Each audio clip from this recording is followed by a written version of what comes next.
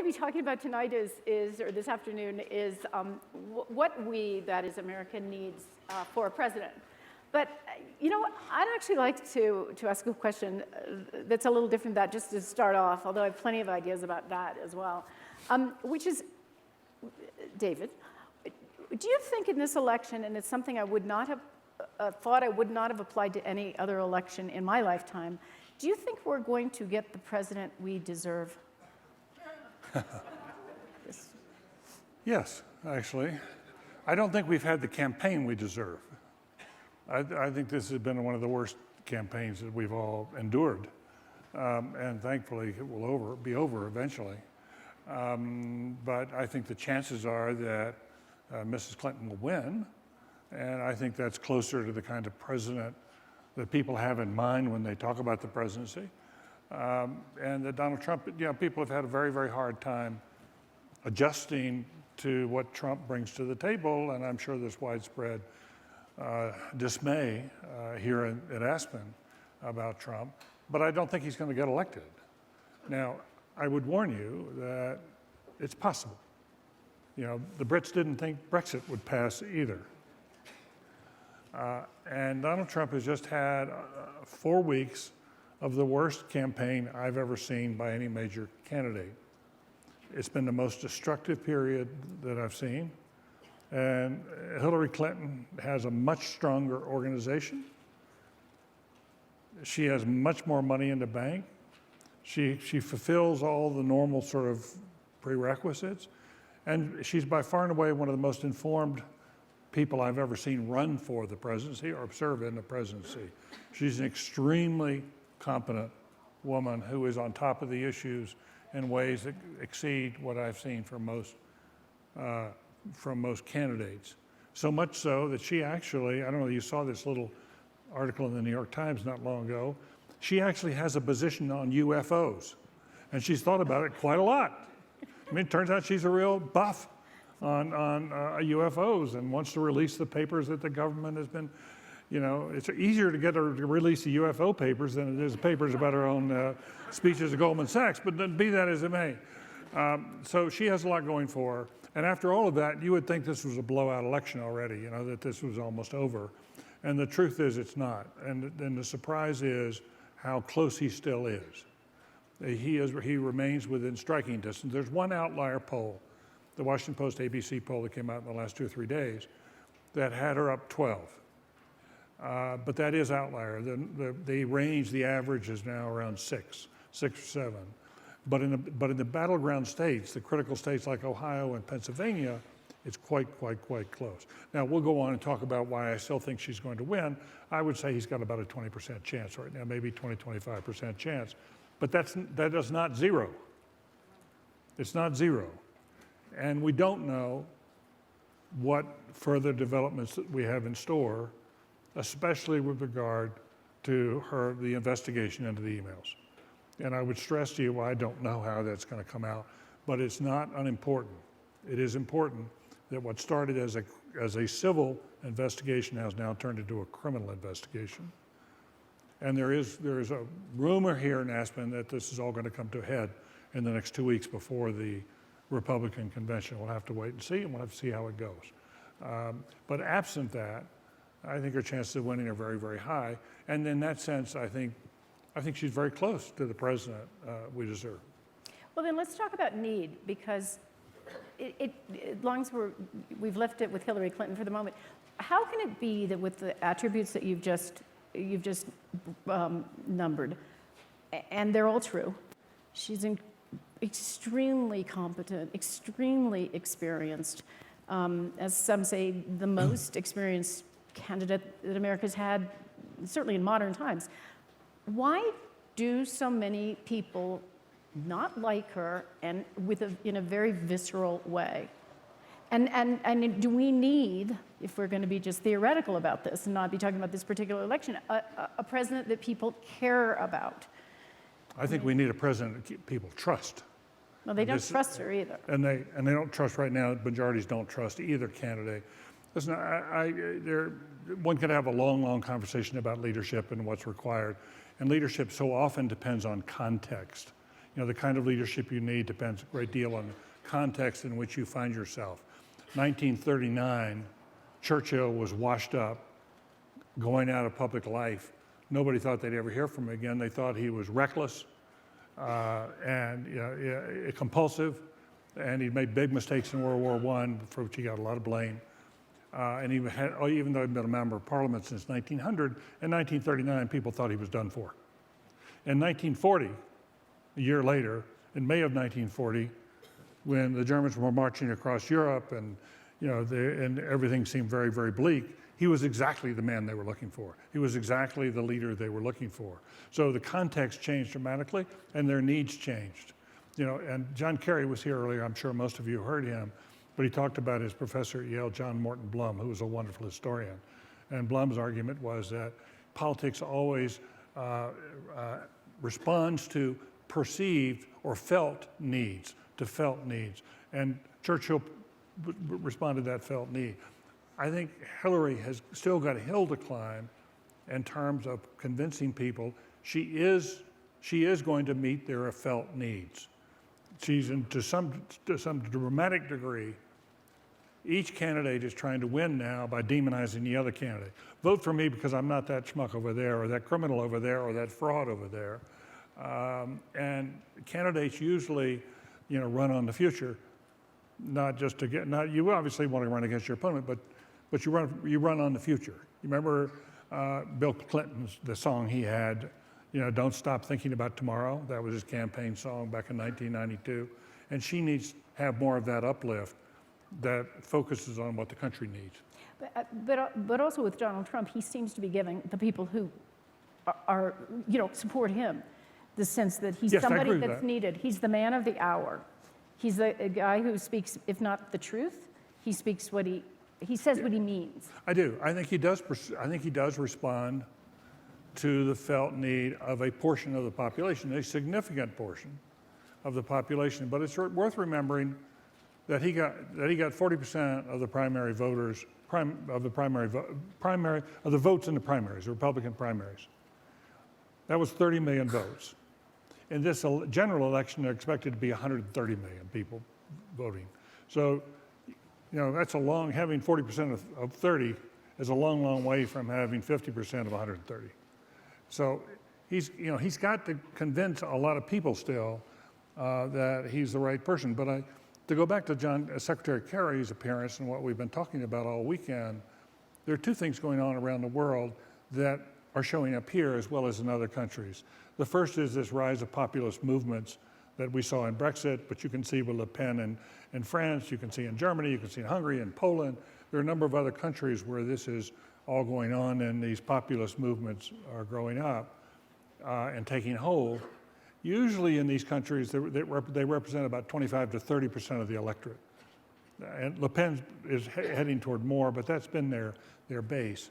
And Donald Trump's still got to prove he can get beyond that base. But the second thing that's going on, not only in the populist movement countries, but in many other significant countries as well, is there is a sense of unrest, of unease, insecurity, volatility. The world is not certain, and people are looking for greater certainty. At West Point, they now teach the cadets in terms of talking to them about what kind of future they'll have as young officers, what kind of world they're going into.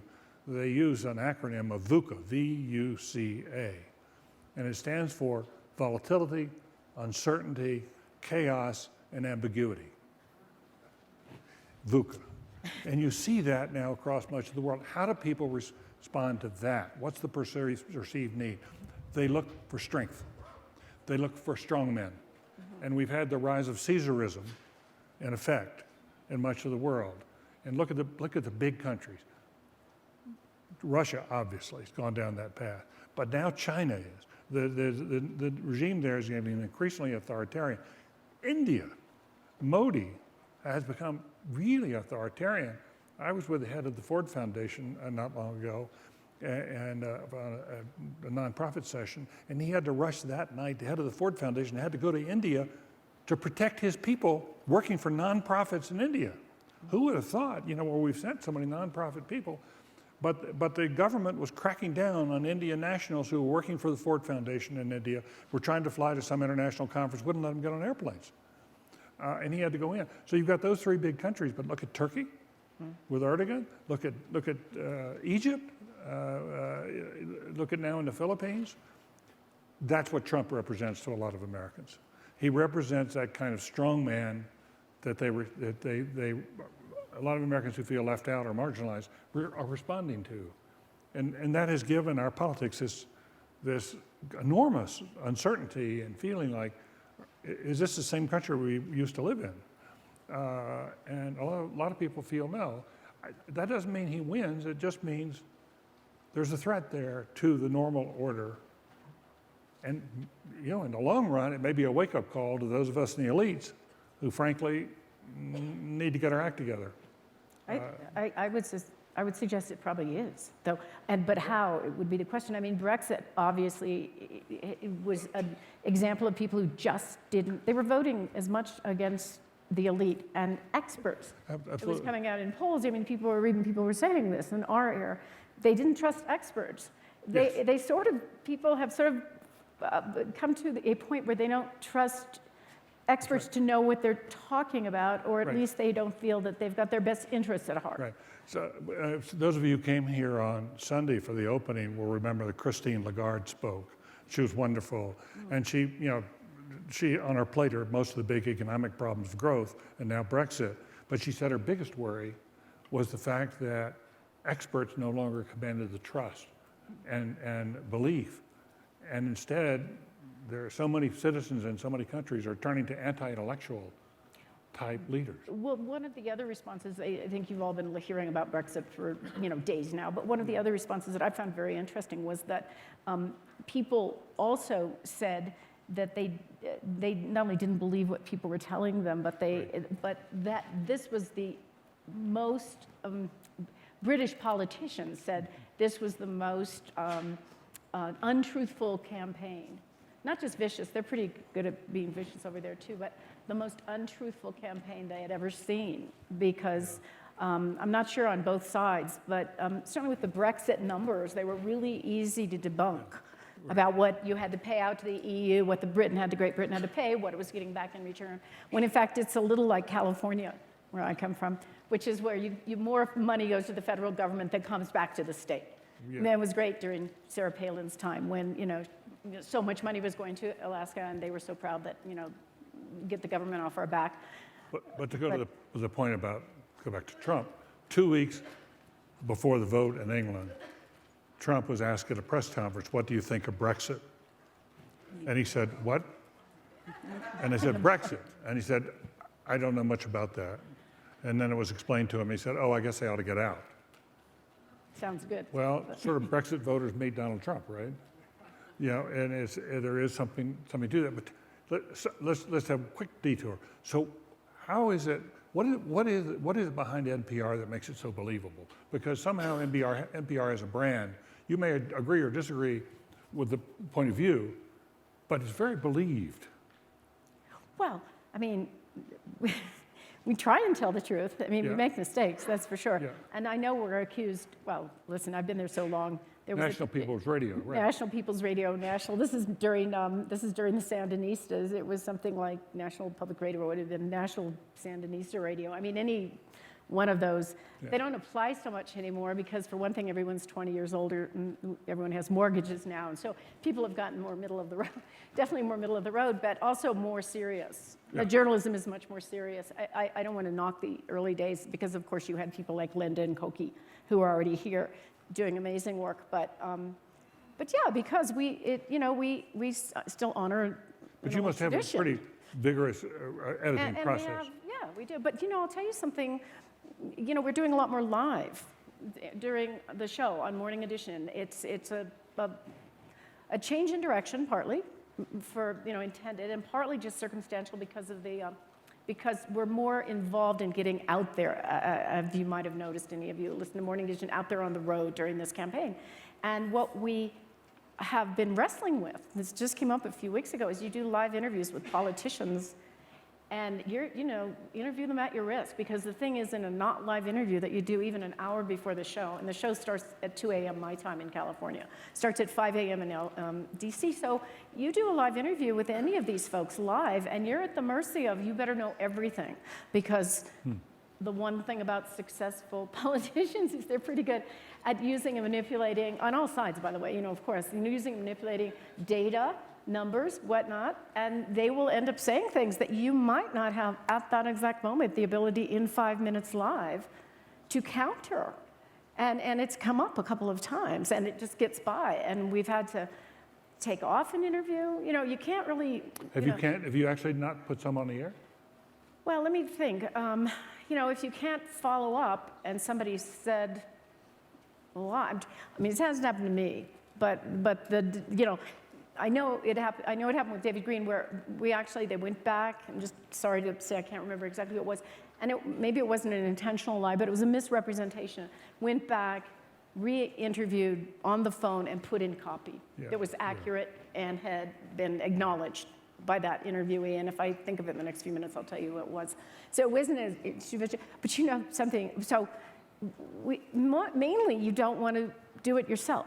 I spend massive amount of time trying to get the background behind every single time I say something like, what's next? Or why do you say that? They may sound like nothing questions, but for anybody I'm preparing to interview, it's because I want to know if what they say is what it really means, so that I can then proceed, even in a not live interview. Well, this relates to the campaign we're going through, because I must tell you, one of the biggest changes that's occurred in my lifetime, wandering around in this area, is that respect for the truth has declined so much.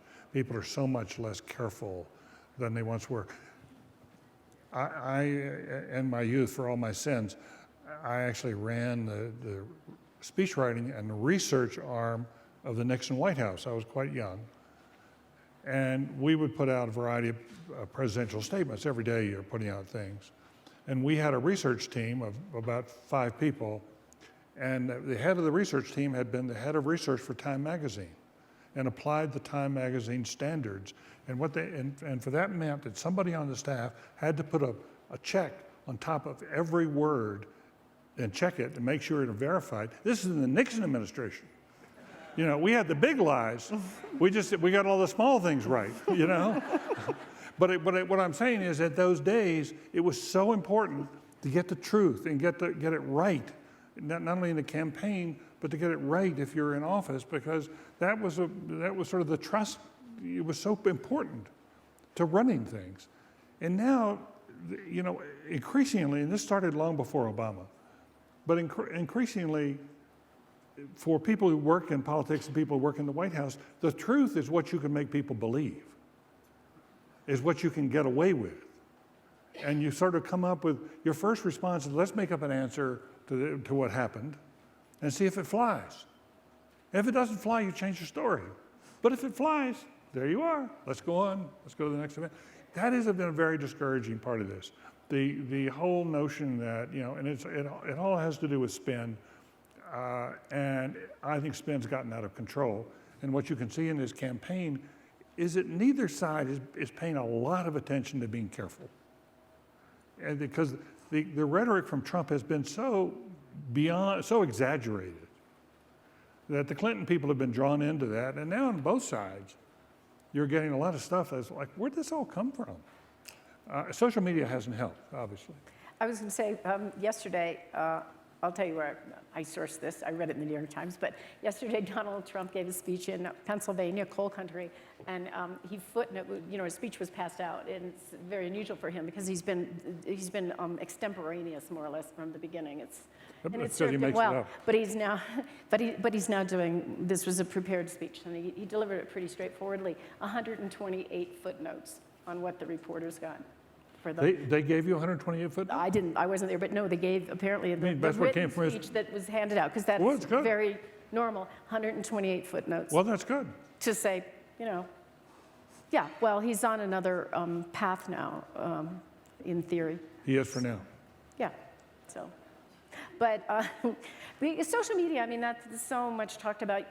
Can I say, this is really wacky, I'm sure, but I thought of this a few days ago. One of the things that strikes me about this campaign, which may apply to our society increasingly, Donald Trump let me just say this simply. I've talked to a lot of people. I ask everybody all the time, you know, my Uber drivers and things like that. And the thing that people keep saying, as I said in the beginning, is Donald Trump says what he means. All right. So what he means, it doesn't always translate to the truth, but he says what he thinks is true and what he means. And that means a lot, you know, that means a lot to people. And I tried to profile him in my own head just so I could stay kind of neutral. And some of it had to do with how popular he was on The Apprentice. And some of that had to do with, which I never really watched, but I did watch a couple of episodes just to figure it out, that had to do with him being kind of a character and a persona, and anybody watching kind of understood that. They were on both several layers of the meanness and the fun and the whatever. And I started to have this thought that I feel a little more like we're in Fahrenheit 451 now. And if you remember that novel, what it was people had stopped reading books. But they just didn't stop reading books. And people do read now, so that's really unfair. But people had started watching TV, and reality TV is basically what it was. And, you know, the protagonist guy, Montagne, who's easy for me to remember his last name, was upset with his wife because all she wanted to do was watch TV because they were her friends. People on the television she knew better than she knew her own friends, or her and her two girlfriends were always watching television, and this was their social world. I guess like The View or something, if you thought that's who your friends were. And I think there's something about that with Trump. That's all I was going to say. It's not exactly social media. There you get into Twitter. Yeah. But it's something like the people who like him and follow him take a lot of what he says in stride. They don't have to be major like races, because he's like somebody they know. Yeah, I agree. Listen, let me go back to Hillary just for a while, because I really think it's important to sort of where we are. And, you know, to me, the question originally was not who was going to win the race, but could the winner govern? And I think that still remains a critical issue. And if you look at the qualities that we normally need in a president, and one of them that's very, very important is judgment. It's a capacity to make a decision that is a well-informed decision that takes into account history, the consequences for the future, and that sort of thing. If you go back to Kennedy and the missile crisis, in the 21 days, or 13 days, that, you know, he displayed exquisite judgment, because the first conclusion reached by his team was we ought to go bomb Cuba. You know, we ought to have a strike out of the blue because they had these missiles sitting there. And then he let the process go on, and people changed their minds. So the first consensus gave way to a second consensus, which actually saved us from an atomic war, because no one knew at the time that the Russians not only had missiles on the ground, but they had nuclear tips on the missiles. They were already armed missiles. And as McNamara used to say out here in Aspen, Robert McNamara, had we hit them, if we bombed them, we wouldn't have taken out all their missiles on the first strike.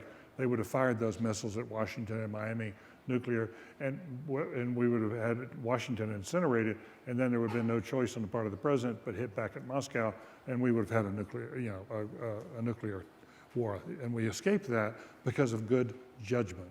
And these things matter. And I think for good judgment, experience matters. I think a sense of history matters. You know, a sense of perspective matters.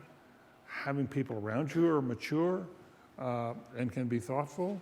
And I think Hillary fulfills all of those. I think she checks all of those boxes. Yeah, she's been wrong from time to time.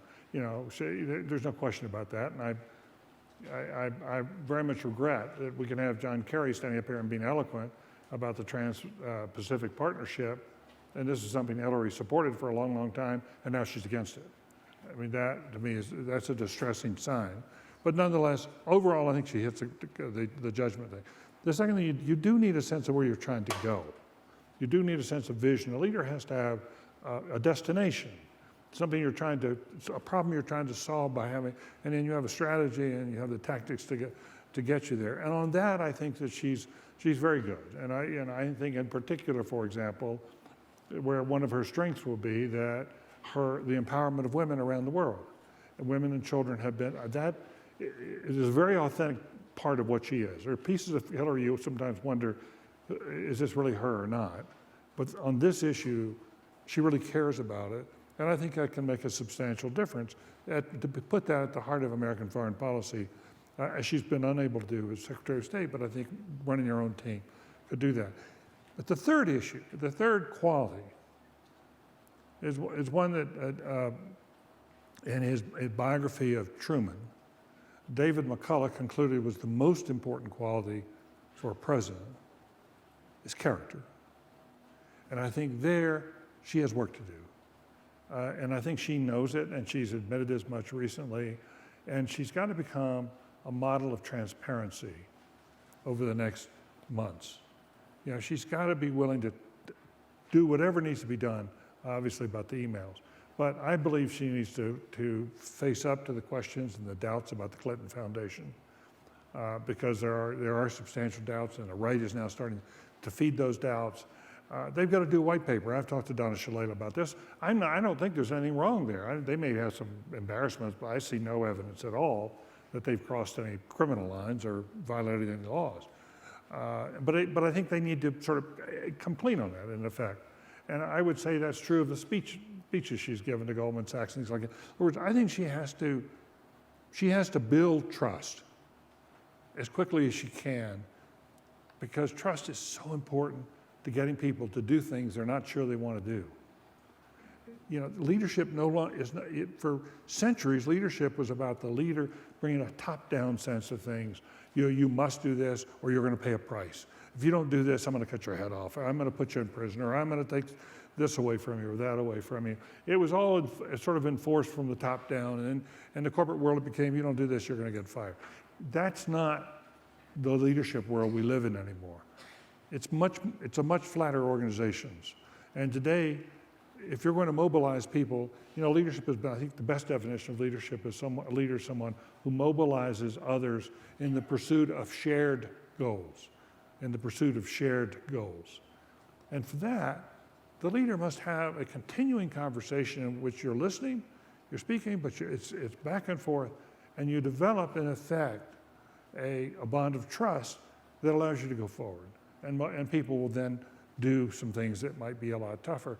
And for her, she's got to regain trust. I just think it's so essential in terms of the qualities of what she brings her. It's just going to be a much more difficult presidency. But I want to go one other thing about her first 100 days, 200, 300 days. One of the big issues about governing in the next year or two is, are the Republicans going to be willing to let her govern? Are they going to be willing to work with her? Or are they going to try to, what they did to Barack right from the start, was try to bring him down? I think the Republican Party is in sufficient trouble that it should try to play a more constructive role, at least up until the first midterm elections, or, you know, for the first year and a half. There should be a window. But she herself has got to make a difficult decision on substance, and that is, do I reach out and try to make this a bipartisan year, which means I've got to break bread with the Republicans and I've got to get them to compromise, but I've got to compromise. But if I do that, I'm going to catch hell from the Sanders wing of the party. How does she deal with the fact that the left has become a critical part of her alliance for getting into power? How does she square that with governing and trying to work with Republicans? I'm not sure, but I will tell you, I think that's going to be a challenge. And, you know, there are going to be people nipping at her heels from every angle. And she's tough. But this is a tough challenge. The next few years are not going to be easy years. It's going to be, some hard things have to be done. And, you know, from my point of view, whoever gets elected, I want them to succeed. I come from a fraternity of people who've had a privilege working in the White House. And I can just tell you, if you do that, you come to the conclusion it's really important our presidents succeed. Even if you don't agree with everything they believe in, the country is served much better if people can govern and get things done. And we desperately need some things done. We're going to go in just a moment to questions from all of you. And we have microphones that are going to be on both sides of the aisle. But I just want to, it's not even a question, I just want to pose a a situation to you. We seem to be in something that is functionally a forever war. And I've been myself to Afghanistan quite a bit, and I mean, in a war that when I was first there, people referred to it as, it's been at war for 23 years. This country finally, it was actually referred to for a couple of years as finally peaceful after 23 years, but now it's 37-year war over there. What's needed there, do you think, in a president? Well, I think the next president will inherit the most complex set of problems in foreign policy that any president has had. They're not of the existential variety we faced, with the nuclear bombs hanging over our head in the way they have. But clearly, the world is moving very rapidly, and in many cases in the wrong direction. And democracies. Progress is not inevitable. A lot of us grew up with the Enlightenment thinking progress was just sort of built into Western civilization. And it's possible to go backwards. And if you look at the number of democracies at the end of World War I versus the end of World War II, there was a dramatic drop in the number of democracies. And we are now in a situation where many, many nation states are in deep trouble. They're corrupt, they're not responsive, they're bailing out of a system. The whole, Walter Isaacson, in the beginning of this whole Ideas Festival, made a major statement that the age of globalization is over. The forces that were bringing nations together in cooperative ways through institutions like the EU, or maybe it was NATO or other, a lot of those, they're just integrated forces at work. And so it's not just the particular problem that you face, but I think it is, you're working against trend lines now that are very dangerous. And so I think that's going to take a lot of the attention of the next president, but it's going to be particularly important because we also have domestic issues that are very, very pressing. I think it's particularly important for Hillary to choose someone she truly entrusts with running foreign policy. Do not try to run foreign policy out of the White House. I think one of the mistakes in the Obama administration, they've done a lot of things right, but I think they have not given their Secretary of State and their Defense Secretary sufficient latitude to do a lot of the big things that needed to be done. I think they were trying to run too much, and I have a lot of respect for Susan Rice, who was here as a policymaker, but that's a tiny little group of people inside the national security offices. And what you really need is to be able to employ the full resources. And a lot of the experts, the people who speak the languages and know the cultures, are over at the State Department. They're not at the White House. And so you really want to be able to mobilize the full resources of the State Department and build up the diplomatic arm of a lot of people think, well, she'll just be her own Secretary of State. That'd be a mistake. She's got so much work to do if she's the president that I don't think she can afford to do that. Now, clearly, the Middle East does not pose an existential threat, but the threat of ISIS, I thought John Kerry was a little optimistic this afternoon about ISIS, how much progress we've made against ISIS. I mean, there's no question we're on the offensive in Syria and Iraq and have taken back some territory, but the head of intelligence just testified 2 weeks ago that the threat has not subsided. The dangers are just as much today as they were, especially of lone wolves. And what we saw, just heard about in Istanbul, 28 now dead, or the number keeps rising, shows how vulnerable we are. And 2 or 3 more kind of terrorist acts in the United States by lone wolves will have this country on its ear in terms of civil laws and restrictions and what we face. And I think it will distort our values a lot. So the next president has to be, I think, forceful on that. And I will tell you, I think if John Kerry had his complete freedom, we'd have a lot more boots on the ground right now. We'd be really going after Assad. We'd be weakening Assad in order to get the Russians to come to the table and try to get a peace deal. But those are calls presidents make. And he said we're working on it.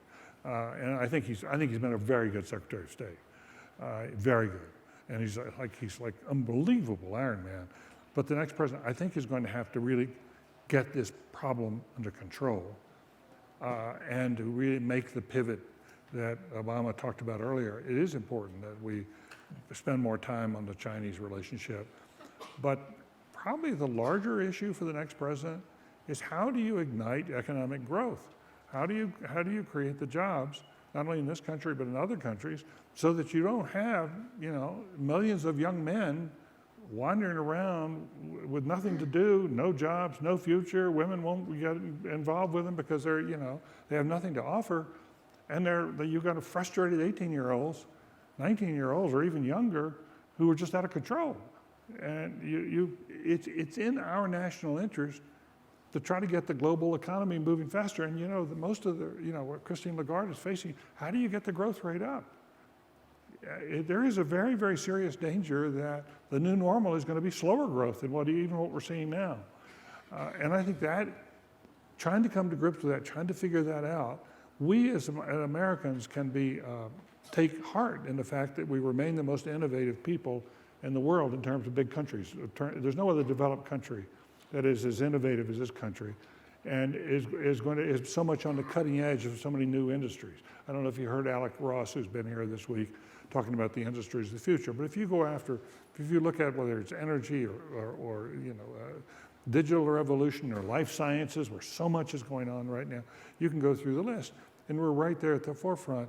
But our scientists will tell you we're not investing enough in science. We, in fact, have slowed down. It's much harder to get an NSF grant than it used to be. People who used to get their first NSF grant in their late 20s, now they're sometimes in their 40s before they get it. So when they're at the prime of their creative genius, when they need the money, and it's not there for them. We've cut back on a lot of that. I was with a Nobel Prize winner at Yale 3 or 4 years ago, and he had just won the prize. And he was a result of 30 years of work, of research. He just won the prize. And a week before he won the prize, he got a call from the government saying, "We have budget stringencies. We've got to cut your funding in half."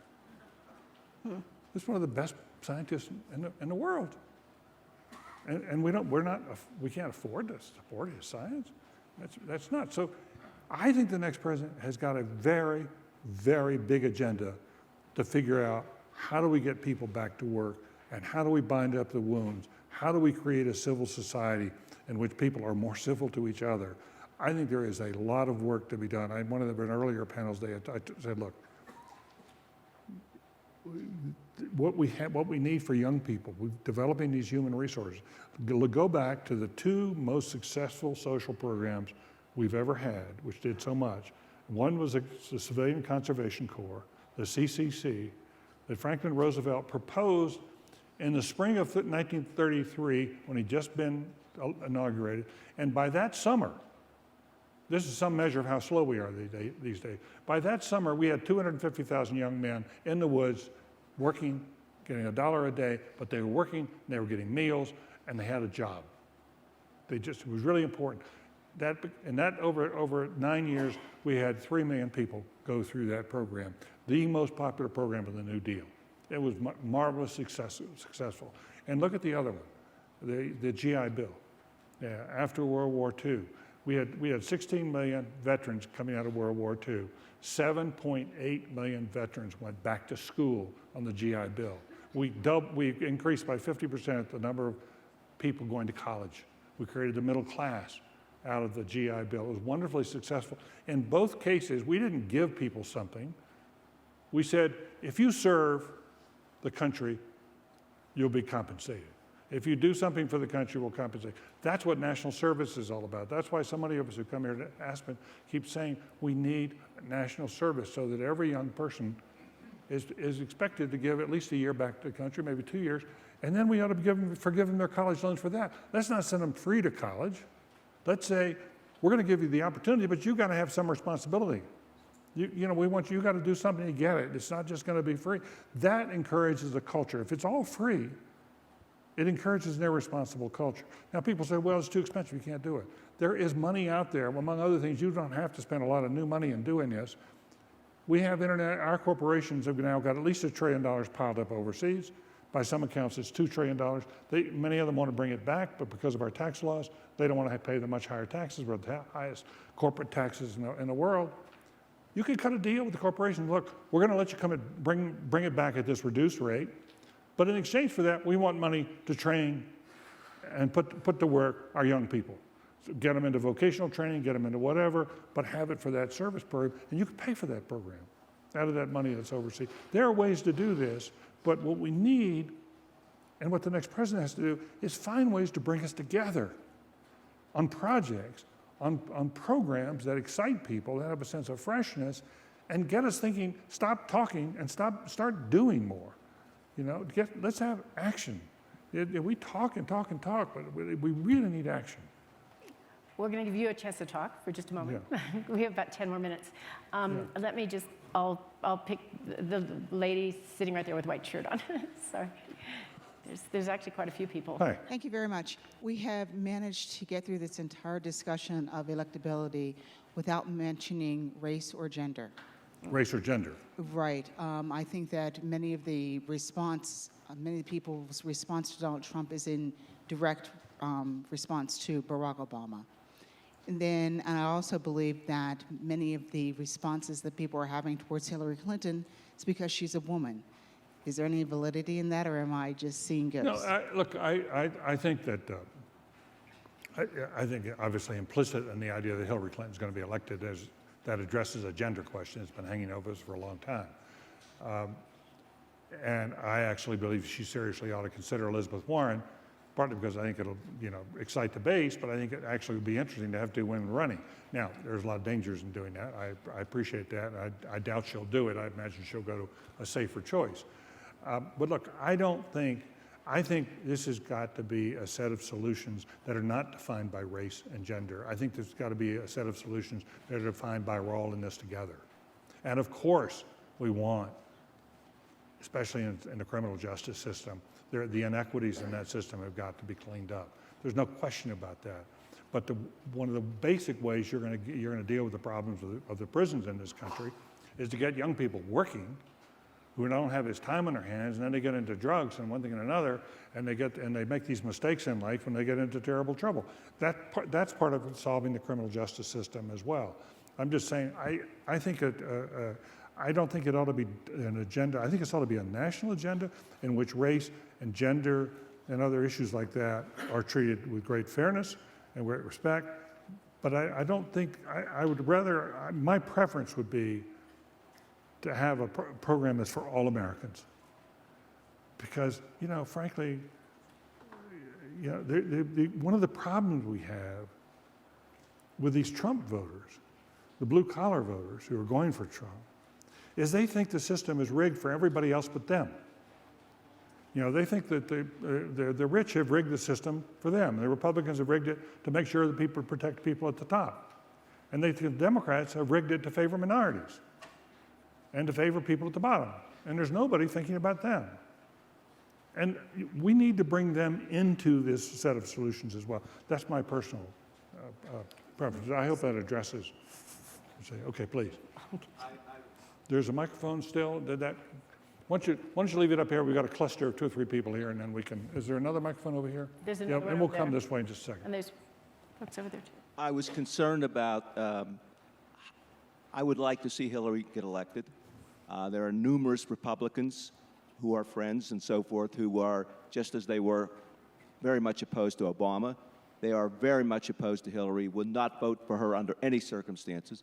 So I've said to them, I'm not asking you to vote for Hillary. Just don't vote for Trump. Now, I'm not sure that works, and I was curious for your reaction because I noted yesterday one of the polls that came out that while she is ahead by 6 as an average, when you include Johnson and I can't think of the other lady, she's only ahead by 1. So it looks like the minority candidates are taking away from her much more so than him. And if I say to my friends, just don't vote, in effect is what I'm saying, Sure. I wonder if that would hurt hers more than him. Well, the early polls suggest that the Libertarians and it could hurt her more than him. Typically in an election, that third-party candidate shrinks and strength because everybody realizes that person's not going to win, and then they go elsewhere. The big issue right now is whether the Libertarian candidate can make it into the first debate. If that happens, that's a threat to her. Under the rules of the debate, you got to have 15%. And so far, Gary Johnson is nowhere near 15%. His numbers could keep rising if the people you're talking about who feel disgruntled with both sides sort of say, well, he's my default candidate. It's out there. I don't think yet it's a pressing question for her. I think the more important question for her is how does she build up the enthusiasm of the young people? You know, how does she make sure if you see that Brexit went down because the young people, in part because the young people didn't vote, they were all for staying, but they didn't vote. You know, Democrats really ought to take that to heart. I mean, you know, if you've got a candidate in Bernie Sanders who really excites them and Hillary does not, you got to deal with that. And because otherwise you could get in real trouble. So I think right now she needs to pay attention to the main pillars of her campaign and get those stronger. And then the Gary Johnson thing, I think, recedes into bad. But there are a lot of Republicans who do not like her at all, but it's interesting the number of Republicans who are starting to break off. And, you know, it's going to be really, really interesting to be in Cleveland for the convention and see if, in fact, what kind of people are going to be up there on stage demonstrating enthusiasm for him. It may be a very different cast of characters. It may be a lot of former athletes, for all we know, or entertainers. But, you know, a lot of people are not going. What's that? A lot of people are not going. Barbara Bush was here yesterday. Laura Bush was here yesterday. Thank you. Laura Bush was here yesterday, and she said she and George W. are going to go to the ranch for July, except for one time, and when they're going to leave, to be with Bill Clinton. What? I believe she said she was going to vote for Hillary, Laura Bush.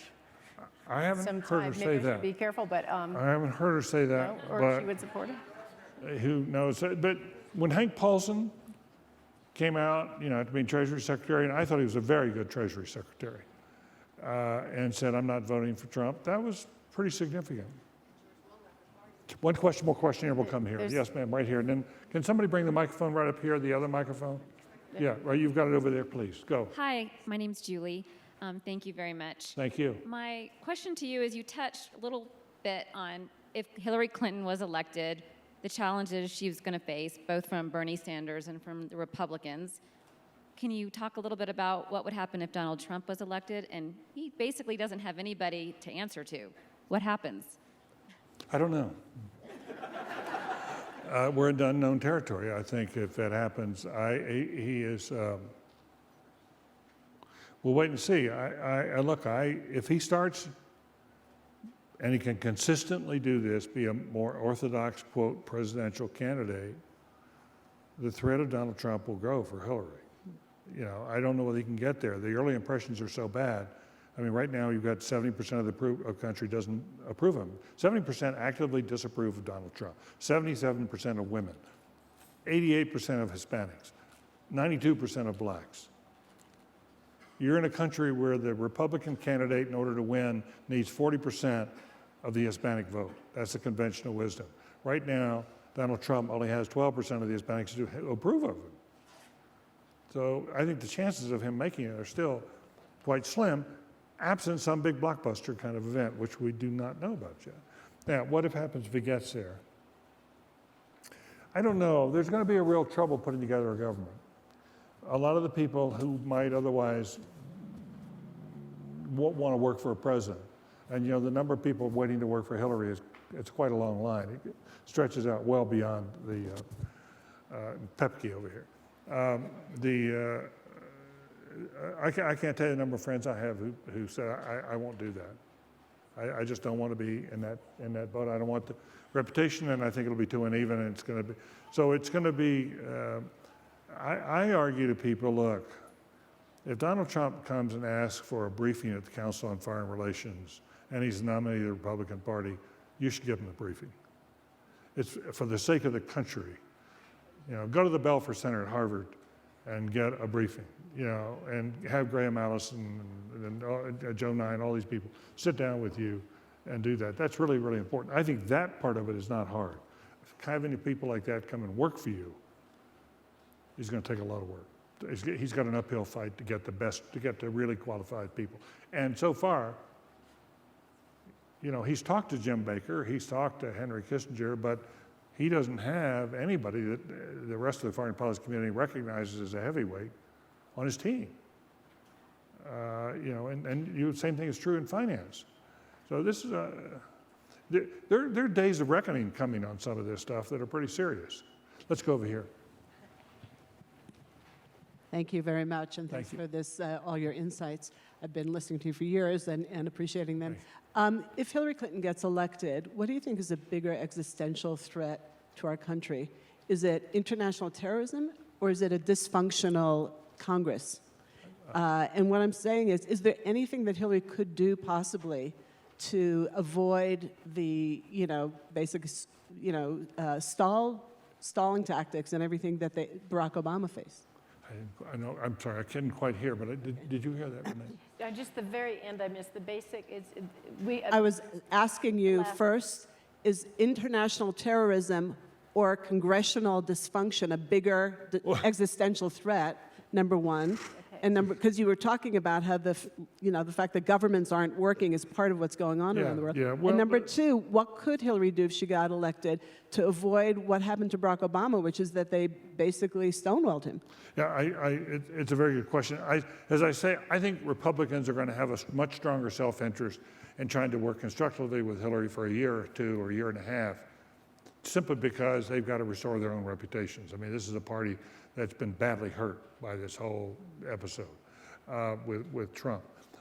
Look, if I had my druthers, and this is probably fantasy world, but I would look back at what John Kennedy did when he was elected, and he knew he didn't have the support that he needed, the confidence levels he needed in national security and in economic affairs.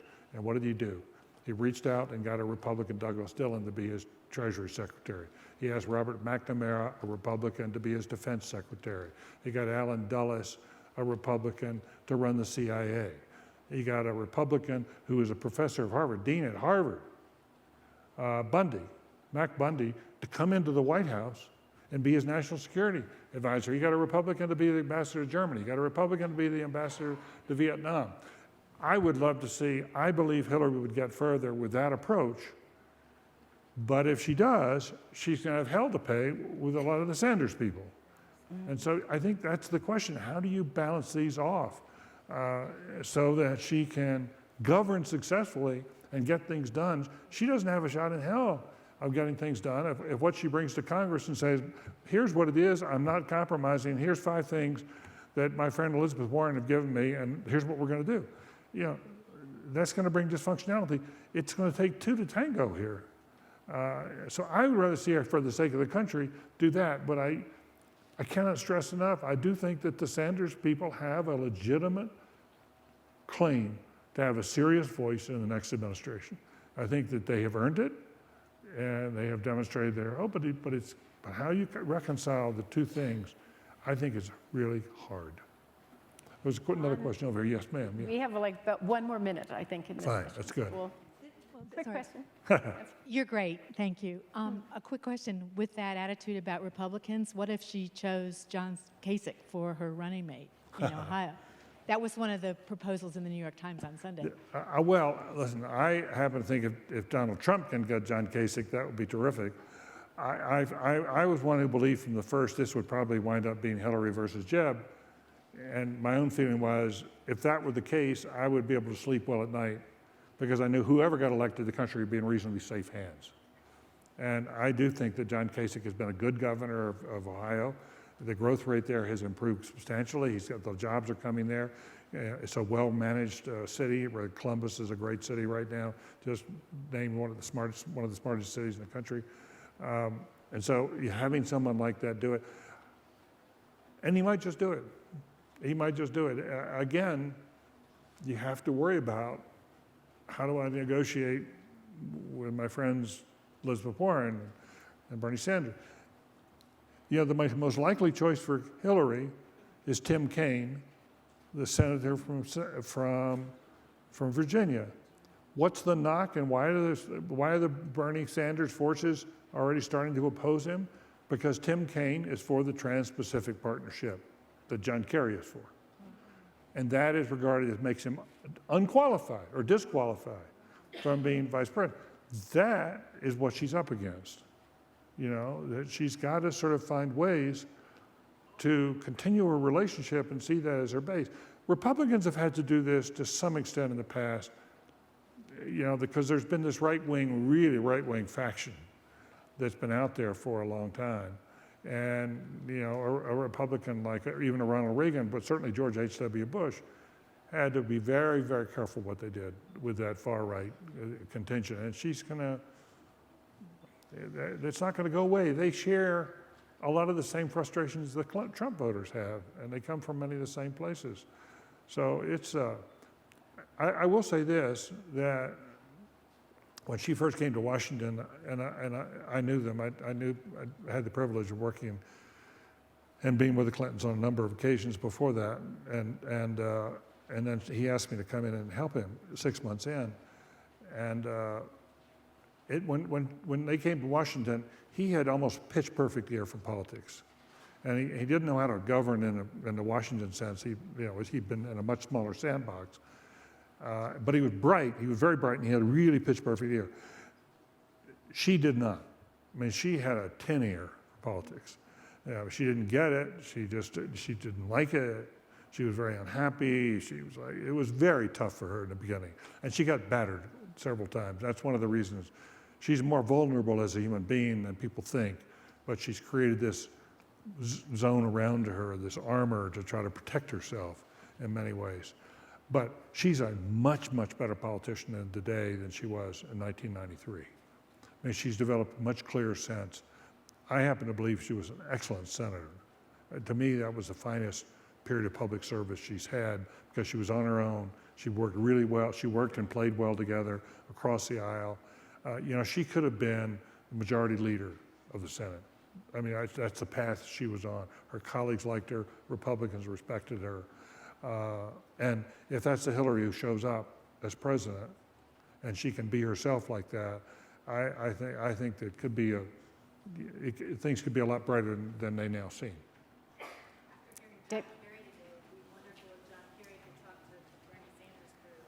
Yeah, I agree with that absolutely. Renee, over to you. David Gergen, thank you. Thank you very, very much. Good. Okay.